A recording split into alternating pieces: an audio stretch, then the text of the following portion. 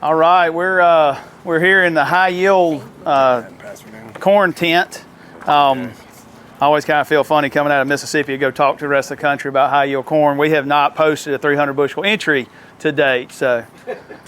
But anyway, we came real close. When I talk about a crop, I generally think about it in terms of 5 phases, and that's kind of the outline for this presentation.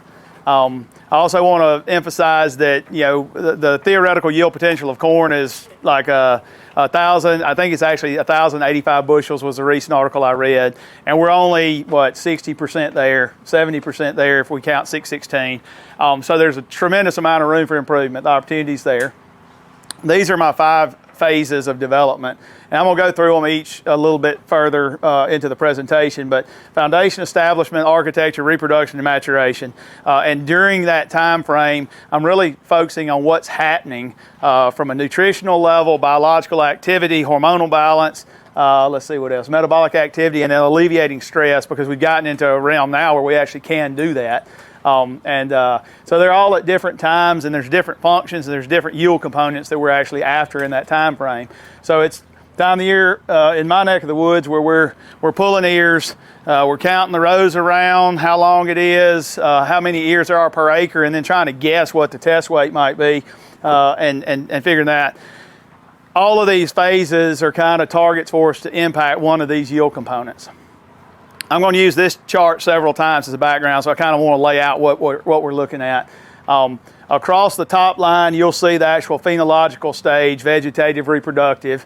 Then there's actually the heat units, days after emergence, and so it's really kind of 3-week periods, more or less, across there. And then you've got dry matter, water, and then each row after that is actually a nutrient. A lot of places publish nutrient uptake charts where they show the curve over time, and it's just a line graph. That doesn't mean much, or it's not that it doesn't mean much. Some of those are the background for where I got it. But what's more meaningful to me is to know when bulk, holistically what's happening. Within this row, let's take phosphorus, for example.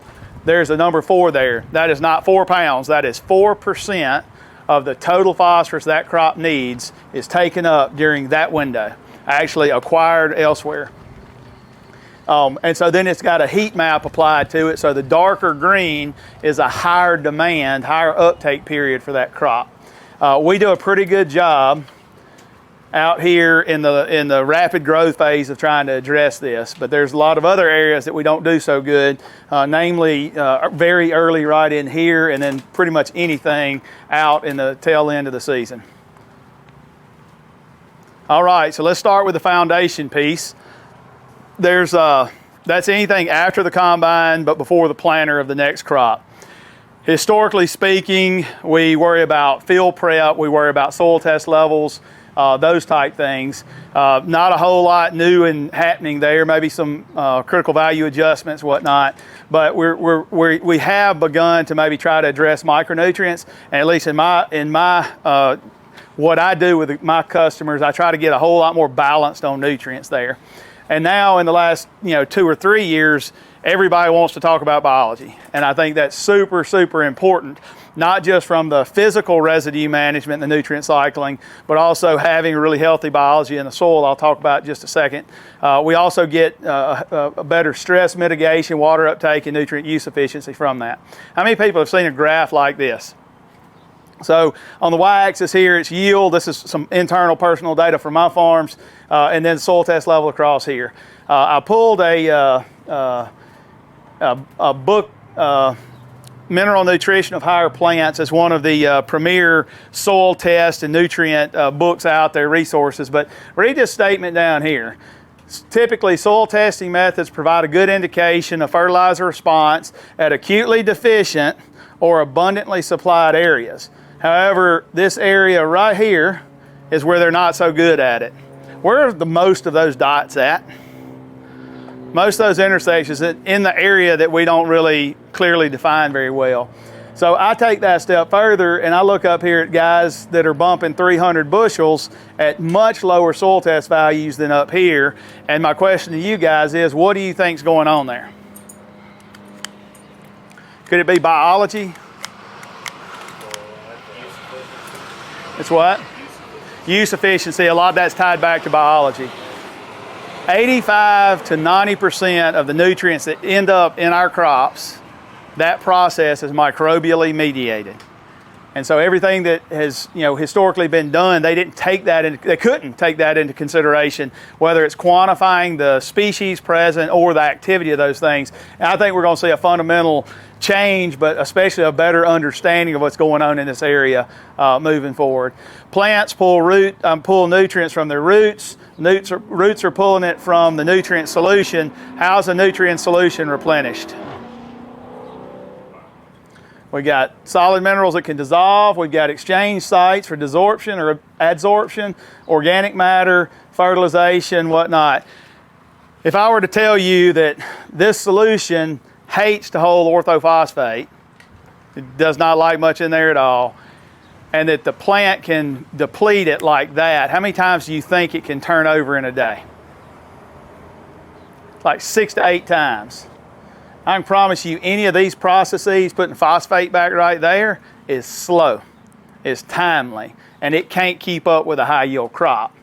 Enter the window of understanding the soil microbiome and what those things do, both from solubilization but also movement and bringing into the roots, even being absorbed by the roots themselves. And that's the realm we live in today, and it's rapidly changing, but we're starting to understand a whole lot of things there.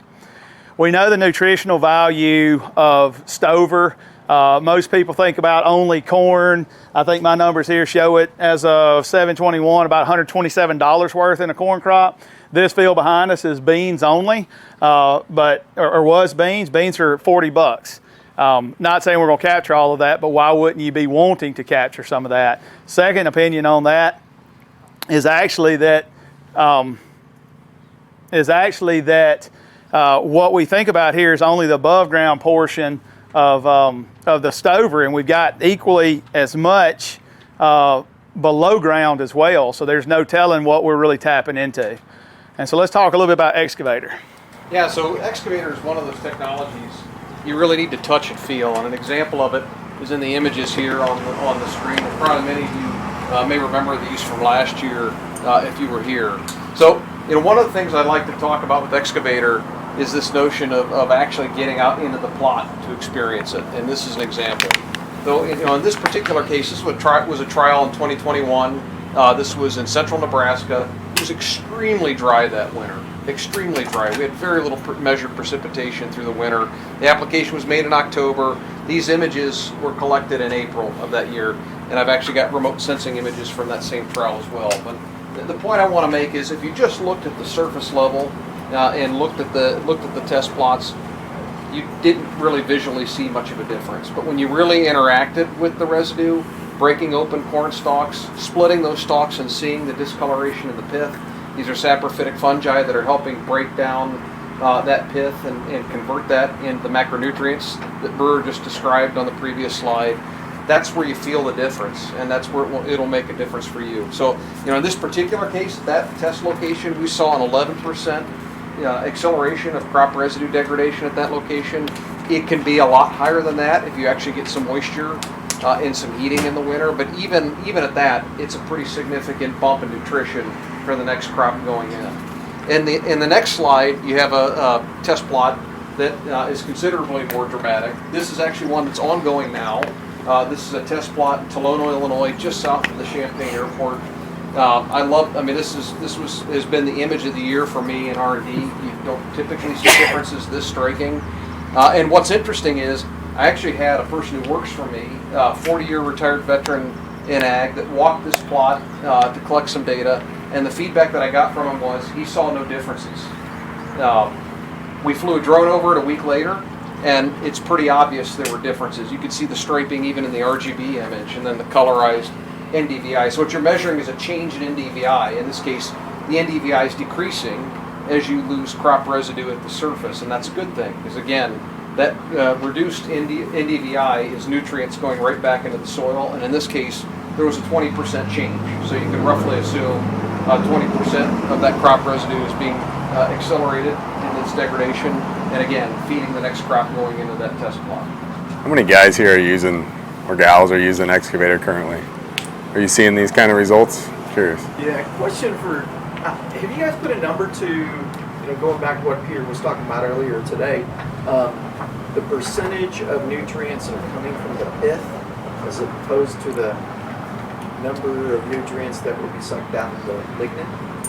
That's a great question. I don't think we have quantified it that deep yet, but I would guess the vast majority it's from the middle. That lignin stuff, I mean, that's really what's left when you get out there. That's most of the published studies that I've looked at, whether it's the study for Michigan State, and I know there are a couple of others as well, it's just looking at the total fraction of corn residue. I haven't seen anything that really isolates specific segments of the material there.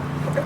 But Brewer did allude to it, and I think it's a key connection you have to make on these products. It's not just about the stover. Once this microbiology is done working on the stover, it gets washed down in the soil, it also goes to work on the organic material in the soil. Yeah. So like Jeff Summers' data this morning showed how nutrient availability, replenishing that bank 6 to 8 times a day, but doing it at a faster clip, a more efficient clip, maybe more nutrients are available for that plant. That's how we're going to feed these roots year long and eclipse some of these yield barriers we've been looking at. So it's more than just residue decomposition. It's really biology is fertility, right? This is a starter solution that goes in conjunction with like the Revline hopper throttle and the other stuff we're about to talk about. So I often hear about growth and development. I want to kind of separate those two. Growth is merely a change in the size of a plant. Development is actually a change in the function. And so, when we plant seed, that seed, the organism there is reliant only on what's in that seed. And at some point, it gets weaned away from that seed. It's got its own root system. It's got green leaf tissue, and it's photosynthesizing. And it has to switch from seed resources to actually acquired resources. And it's that seed to seedling vigor that is also very important in this piece, and we impact it with what we're doing right now. PGRs have a pretty good impact. There's other biostimulants out there, in particular the corn, and nutrition I have down here at the bottom. I think it's the next thing I'm really going to talk on. So I've converted that chart of percentages now to actual pound values, and I kind of have a circle over the whole column, but if you look down here at the micronutrients, some of them are actually pretty heavy uptake here early, namely iron and zinc and manganese. I started working with some guys in the vegetable market in Florida, and in talking to them, every time they did any transplants, they actually had a solution that they called Iron Man that they poured on there, and it's high in manganese and high in iron. And I started doing a little research on it, and those two nutrients are very, very, very critical to metabolism in the root tips and root growth. Anybody want to take a guess as to what micronutrients are in your Revline hopper throttle? Does it sound like iron, manganese, and zinc? A lot like it. I say that to say this. I heard a guy speaking one time about nutrient concentration within seed, and on average, I think the number was in your seed, you've got 5 days worth of macronutrients, NPK, sulfur, calcium, magnesium, and then you've got about 2 days worth of micronutrients. And mainly because of how hard it is to get out of the soil and how hard it is. Not a lot of it leaves with grain. And on that same note, some of the guys I work with, I started taking bulk samples of seed that we were going to plant, and I'd take it and get it analyzed in the grain. So in the right two columns, these are all your nutrients. Here is what the textbook tells you the corn grain holds in a pound per bushel. And this is the average of all the samples I sent in 2022.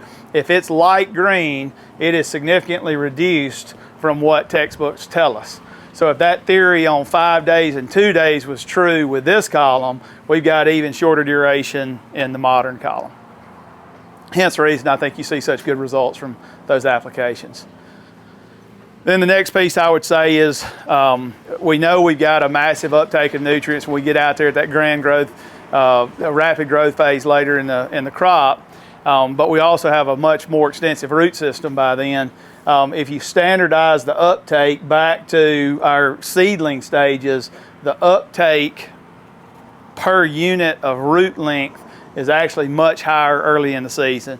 Hence the reason placement of fertilizer is really important, availability of fertilizer is really important, and then the PGR type response, anything we can do to make that root system pop, generates a pretty significant uptake difference as well. I measure success in this phase by kind of watching the cotyledons. If I burn off the cotyledon early, then, or if I walk your farm and I see that, I'm gonna go ahead and start pointing out that's one of the things, and we probably lost yield potential then versus holding it on, and that's corn and beans. So I've covered the nutrition part. You want to cover the biological part within this? Absolutely. So in addition to the micronutrients, you have a number of very complex biological consortium that goes with this technology. So we've got 7 different bacteria and 1 fungus coming in that biocapsule to help drive plant health early in the season and throughout the season. So we'll start with the 2 Azotobacter species. So Mitch mentioned those this morning during the session this morning. Oh, I get the fuzzy dot. Okay. The Azotobacters are best known ecologically for their role in fixing atmospheric nitrogen, converting that into ammonia, and helping feed the plant. So that's the main reason they're there. We have 5 different bacillus species, this consortium of bacillus, and I like to refer to these as nature's chelators. We know bacillus play a critical role in helping support plant health and plant function. They develop right with the root system, producing biofilms over those roots. They're best known for solubilizing phosphorus. That's a key function. But they also play a critical role with other macro and micronutrients as well. And then finally, the fungus that we have in this mix is a trichoderma. It's Trichoderma harzianum. This is an organism that's been well studied and well understood for its ability to also persist in the root zone and help support plant health in a number of different ways. So you've got that combination going out with the nutrients as well. I personally think, there's so much research and power going into this biological space.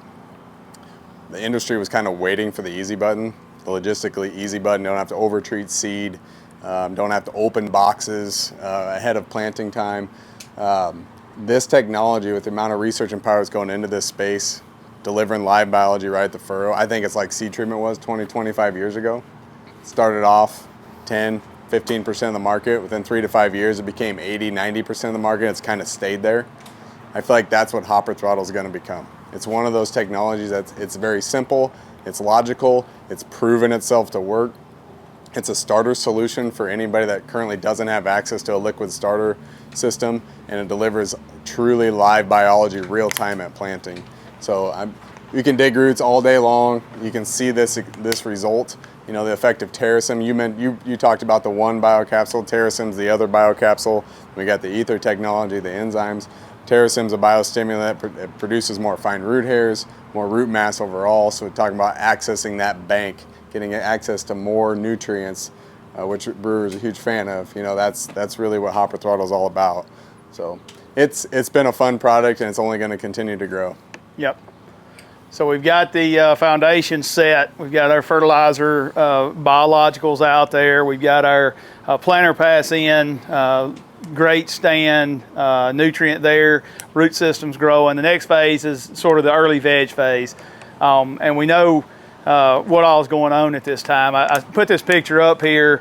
A friend of mine pulled these when I worked at Pioneer, and we were doing some tissue sampling. And so this is V6 corn on this side, and this is V6 corn on this side. And I'm just showing how much difference can be, not just the same growth stage, but in different management conditions. I'm not gonna say that always translates into yield, but I can promise you that this plant, so that's some of my own corn on the right, that's the highest collared leaf on it. This plant is running like a well-oiled machine where that other one may not be. And so if you're in pursuit of higher yield, you need more biomass accumulation faster, heavier, larger leaves, and generating as much photosynthate as you can faster. During this time in corn, about V3, what is happening? All right, if y'all gonna stay awake after lunch, we gotta talk. What's the corn plant doing? What's the corn plant doing? Kernels around. Kernels around. Can you impact that with nutrition?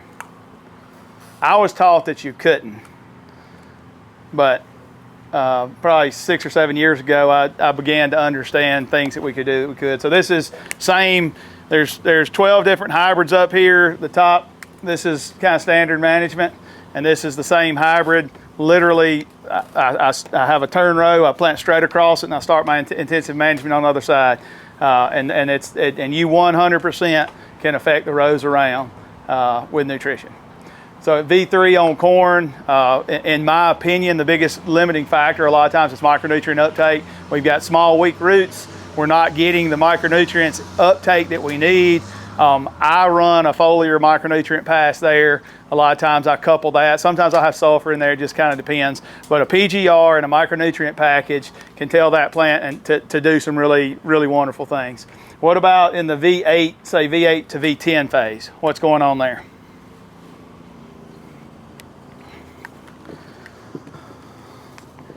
Length. Ear length possibly.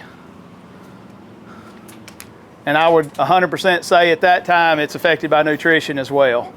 I don't think it's micronutrients at that point, and if I have not made that pass, then I shift and I go to a macronutrient pass. So instead of Homestretch Ultra, I move to NKB, and I think it's a macro because I think at that point you were really literally pulling more than that soil solution can turn over. And all we're trying to do is supplement that and keep it moving along. Don't want it to have a bad day.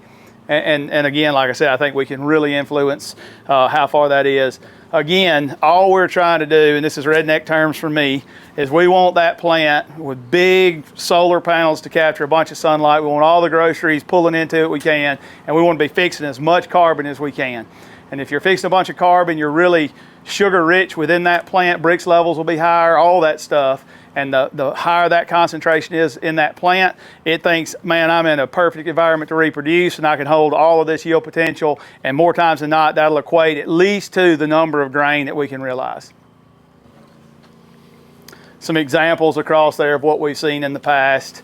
Another pretty interesting point I started noticing is if, particularly with the V3 and then blanketed with that V8 type window, I can hold my ear position more consistently at the height that I want. I never drop an ear, and then therefore yield potential in addition to the number of grains. Again, KB is perfect situation. Yeah, you know, one thing you've hit on the last couple sessions but didn't bring up is the fact that, you know, if you're going to spray a plant growth hormone or plant growth regulator, you need to kind of steer it with, it needs the food to do its job right. You talk about signals and actually giving it the directions to actually do what it needs to do. So you can't just expect like a Revline early season, AKA stimulate, to do its job without the proper foliar nutrition package, like pairing it with Homestretch Ultra, for example. So that's been a big wreck for us, yeah. If we're getting to the, before we leave corn and go to beans, if we're getting to it later, just tell me, hold on. But have you found in your research that there is gains later in the season for application than you thought previously? You need to hand them your wallet. Yeah, you're basically the segue to what's coming next. So now we've set that potential. Our ear size potential is there. Kind of the next stage in this development is the window of reproduction. And most people would view this strictly as pollination. And I'm going to take it a step and widen it out. I think reproduction actually starts prior to us seeing any of the fruiting structures. And I think it really ends when we get, there we go. We get to a point where these kernels on the end are more probable to stay than be aborted. So that's my window. And so that's going to be back, you know, in that V11, V12 when we're starting that reproductive growth, and that's going to carry it on out there past brown silk. All right. Is there anything that we can do in corn or have done in corn practice-wise that influences the actual success of reproduction in that window? Give me some items that you've used before. Anybody use boron? There you go. That's the big two, right? So boron helps move sugars. If we help move sugars to those reproductive parts, then we're growing those reproductive parts better. That's 100% right. A lot of your strobilurin chemistries have hormonal influence and do the exact same thing. They promote that. Revline late season I've worked with for about 4 years, and I 100% believe it drives a more successful reproductive cycle. And it depends on when you apply it, what that net effect is. This is 2 cornfields in West Tennessee. This is on the right side of my truck. I'm standing on it in the gravel road. This is on the left side. Very similar soil type, very similar management, same hybrid, same planting date. Can you see how much more uniform the tassels are there versus these pockets that are not tasseled out here? Only difference is we had been spraying some Revline late season in a different field, and this field he ran out the rest of it. And so this actually went out at V10, which is y'all would probably consider not quite reproductive time frame, right? But what it will do is it'll make your tassels pop more uniformly. I've seen that. It will make your silks come out in proper timing and help that plant nick. A lot of you have probably seen this before, but this is a fully pollinated ear. This is what would happen if you only had pollination on day 1, only 2, only 3, only 4, all the way out. And I can tell you that if you can finish pollination right here by days 5 and 6, there are hidden kernels that we don't know where they come from. I don't know the number. I think it was 15 to 20% more kernels if you're pollinated by here. And that's real, and that's part of what Revline late season does. I want somebody out here to tell me which one looks better, the left ear or the right ear. You got to answer out loud. Right or left? Right. You got a right. Left. Why left? Because he said right. Why do you think it's left? Why do you like the left one better? Looks like the silks are too long. They didn't pollinate. That's right. That's true. So of these two, I would faint if I walked in a field and saw a beard like that hanging off the corn. Faint, because that silk is going to grow until it pollinates. And it's going to grow and grow and grow. Usually around the perimeter of the field, you've got long silks, but if you get out in there, if you've got about 1.5 inch tab right there, brown silk, you nicked and you hit that day 5 and 6 period. If you look on the right, look at the base of this ear versus the base of this ear at all the miss or late pollinators. So Revline late season, I can tell you, I'll put my stamp on that I get an increased frequency of these jakes and a decreased frequency of the long beards, kind of like public land in Mississippi. Okay, next point. I have some guys that help me periodically, have worked with me for years, and I came up with this. It was a copy of studies I've seen elsewhere, but I wanted to do it in my geography. So we went out in the farmer's field. We put flags every 40 foot, created us some plots out there, and then I told them at R1, we're going to go strip leaves off these plants. Every plant within that 40 foot across that entire plot. Replicated, multiple locations done at R1 and then R3. And so if you look, this is no treatment imposed on this plot. On this plot, every leaf above ear leaf was stripped off. On this plot, every leaf below the ear leaf was stripped off. And then this far plot, only the ear leaf was plucked off. Averaged across all of that, a 250 bushel environment, pulling all leaves off the top was about 120 bushel a dock. All leaves below that ear leaf, about a 50 bushel dock. Ear leaf only, about a 50 bushel dock. So let me ask you this. How many people have ever flown on fungicide in corn? What kind of application volume? 2 gallon acre. 2? Sometimes 3.5. 3.5. You can where I'm from, we can pay for 5 gallons. We get 3, but it makes us feel better that we pay for 5. Yeah. But yeah. So what stage was that corn? Tassel? Anywhere from feed, tassel to R2. Yeah. So at 2.5 gallons, full canopy up top, how much is hitting that ear leaf? 20% probably. Very, very little bit. Very little bit. Yeah. So as with most people that begin to think they know a lot, and standard in my neck of the woods in Mississippi is 50-50 on corn fungicides, even though I know we need them. But our kind of standard is we wait until we see disease, which is brown silk. And then I had kind of had some of this experience, and so I said, I'm gonna go way too early at V10. It was 30-something bushels by moving it back to V10, which then got me to thinking about that ear leaf. And so if you spray at V10 corn, where's your ear leaf? A couple leaves away. I keep doing the wrong button, I apologize. So this is about V13 corn. You go back to my dominant ear, it was actually at collar 12. So V10 corn, all of that is right up in the top. And you get wonderful coverage even down at 3 gallon work. So is it mostly southern rust or gray leaf? Or I have no, at this point in my crop, I seldom have any disease. We have a problem with southern rust late. On our corn on corn acres, we'll have some northern come in, but it's a once every 5 year real event. This has worked for me every year that we've done it. And you have to, I don't need an expensive fungicide, but I need it to go early and I need it to hit that ear leaf. So I usually go with a cheap fungicide, Revline late season, and a stress mitigator at that point, sometimes boron too. But I save my expensive fungicide budget for later when southern rust really is going to be a threat for me. Irrigated, dry land, both? That's irrigated, but well, so like last year was an exception. We were exceptionally dry and we did not spray much fungicide last year. I do think if you want a more frequent response on dry land, that's when you spray it though. So I'm gonna speed up a little bit because I'm getting the stink eye from the back. Non-treated control, a 234 bushel corn. We actually put a PGR in the ditch where it was supposed to be, so a root shoot PGR, picked up 5 bushels. We took the Revline late season PGR and put it in the ditch, or in the furrow, got no response. And then we flipped them and we put the root shoot stimulator V10, got no response. We put the reproductive PGR where it's supposed to fit, picked up 5 bushels. And the even better fact is that those two things, when they're used like they're supposed to, were additive in nature, and we picked up 5 plus 5 was really 10.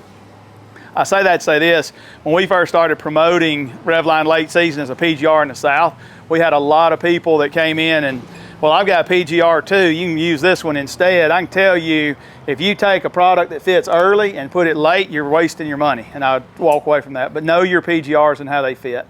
We try to make it very easy because we literally say early season, which used to be stimulated, and Revline late season, so it makes it easy on timing and keep it functional that way.